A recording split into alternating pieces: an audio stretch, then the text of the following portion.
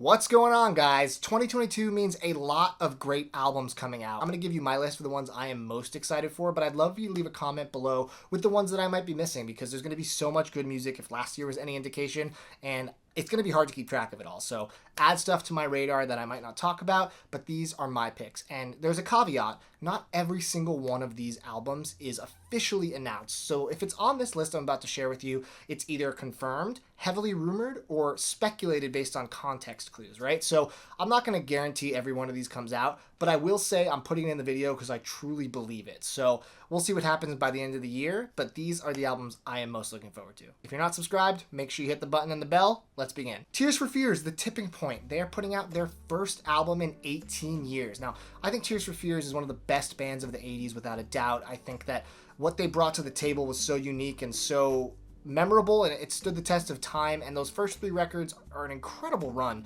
After that, I mean, the next couple were definitely not nearly as good, so you think you would write them off theoretically? Not true. In 2014 for Record Store Day, they released an EP called Ready Boy and Girls, which was a compilation of covers that they absolutely crushed. They did Animal Collective, they did Arcade Fire. They were so good, and it shows that they still have their mojo. So let's see what they bring to the table with The Tipping Point. I heard the first single, and it's really good. So fingers crossed that the whole album can be that meaty and that good. I guess we'll find out. Eddie Vedder's putting out his first solo album in 10 years, Earthling. I'm really excited for this. You guys know I'm obviously a huge Pearl Jam fan that extends to Eddie's solo work. I heard the first single and I really liked it. It's a very melancholy, pretty song, very Tom Petty-esque, who was one of his chief influences and good friends before he passed away. So really excited to see what the full album sounds like. I think it'll have a little more heart and energy than Ukulele Songs, which is a little more mellow for obvious reasons. So fingers crossed that it is awesome. Kid Cudi is supposedly putting out 2 records this year. Who does he think he is? King Gizzard? I know rappers tend to do this thing where they make big promises on Twitter and they never come true. This could be one of those cases, but apparently, in addition to Entergalactic, which is an album that's supposed to coincide with the Netflix show he's working on, there's going to be another record. And you know what? I really enjoyed Man on the Moon 3. I thought it was a strong record, definitely too long, definitely some songs I would have cut, but the best material on it can hold its own with the best material on Man on the Moon 1 and 2. I believe, so I'm excited to see what he brings. Machine Gun Kelly is going to be coming out with Born with Horns any day now. I remember seeing an interview where he said, I might drop it on New Year's Day, which did not happen, obviously. But Born with Horns is the darker, more serious version of his absolute pop-punk romp that was Tickets to My Downfall that surprised everybody because everybody thought, oh, this is just that rapper, blah, blah, blah. But he linked up with Travis Barker and he put out an amazingly nostalgic, super catchy, fun record that blew me away. It's not reinventing the wheel by any means, but it is certainly enjoyable on repeat listens. Saw him live, it was awesome. So I'm excited for a kind of darker, more twisted version of that album. And, even if it's close to as good as that, I think it's going to be a very fun listen this year. Beyonce, this is maybe the most speculative, so before you get really excited, she has not announced an album, but there have been hints, I believe, from her label I was reading. It's been a while since 2016's Lemonade, which was massively successful and well-received. I don't really know how much she's focusing on music these days, but I do think that we are about due for another album from the Queen, so I would love to hear one. And that was the Queen, so how about the King?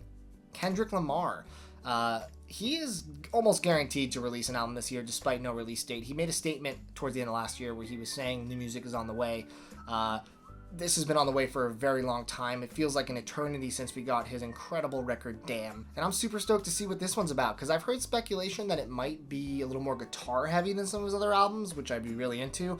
Kendrick continues to reinvent himself album after album. He seems to only keep getting better. So I think this could be an album of the year contender should it come out. I can't imagine Kendrick dropping a flop at this point in his career, but stranger things have happened.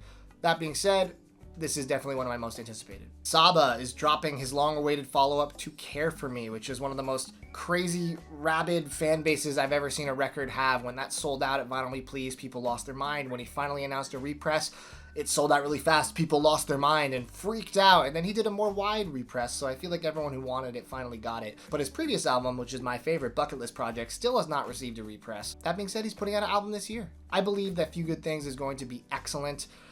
I don't think this guy can miss at this point in his career. I think he's still definitely on the way up, and he's definitely one of those MCs that I'm intrigued about whatever he's doing because he's proven himself with only 2 studio releases and I think there's a lot more this guy's going to give over the years. So very, very interested to see where this album goes. Paramore is hopefully releasing an album this year. As we saw, Hayley was extremely prolific over the past 2 years, dropping 2 stellar solo records. She has pretty much said that she is backing away from that era, and she is now focused on Paramore 6 with the band.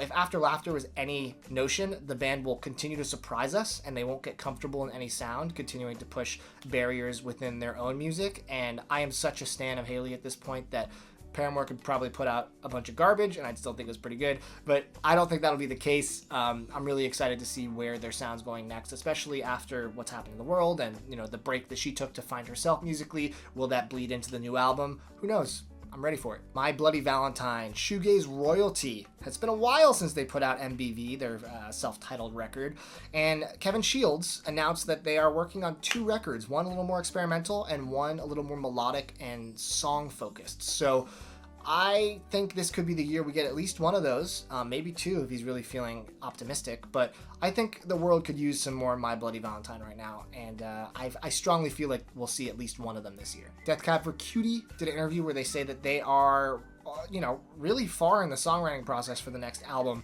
and this is a band that is so prolific, and they have way more hits than misses, in my opinion. The last album didn't really do it for me. A couple songs were pretty great, but the rest of it was a little underwhelming. But I still think that they have some great stuff in them. I just saw them live, and it was such an incredible show. So those guys are awesome. Very excited for whatever they do. I'll always listen at the very least. Alt J is dropping The Dream in February. This is a band that I have a very mixed feeling about, because when they put out their first record, I was like, this is one of the best records I've ever heard. And then the second record, I was like, this is also one of the best records I've ever heard. And then the third record, I was like, what happened? It just wasn't nearly as good. The first 2 singles were amazing, and after that, the rest of the album was very underwhelming to me. Almost to the point where I don't even think I've revisited it more than like once. So mixed feelings, right? It's like, how does a band change so much and drop off so much? But I'm still excited for a new record from the guys, and the first 2 singles were good, not great, but I think probably better than a lot of the stuff on the third album. So interested to see the full album, if it can live up to those first 2. We'll see. Speaking of pop punk, Avril Lavigne, the queen of the scene, is coming back with a pop punk album for the first time in a very long time. She put out the first single, Bite Me, which received a ton of critical and fan praise, really capturing that sound of early in her career, really fun and, sugary and energetic and biting. And yeah, I'm excited to hear what she does. I know she's following, the footsteps of her new boyfriend, Mod Sun, who did a pop punk record last year that was pretty solid. And I know she featured on a song there too, which was probably my favorite song from that record for obvious reasons. But I think that this album is going to be a surprise to everyone, just like Machine Gun Kelly's, where you might think, whatever, I'm over Avril Lavigne, and then you hear this and you're like, oh wait, no, I'm still very much in it. And I promise we are done with emo pop punk in just a second, but right now let's talk about Dashboard Confessional, another band like Death Cab where they're super prolific, way more hits than misses, but the last record was a big miss. They went like synthy, poppy, like very cheesy lyrics. It was a complete departure, and for me it was a complete and total waste of an album. It's almost like the Chris Cornell Scream of their discography, where you're just like, what are you doing?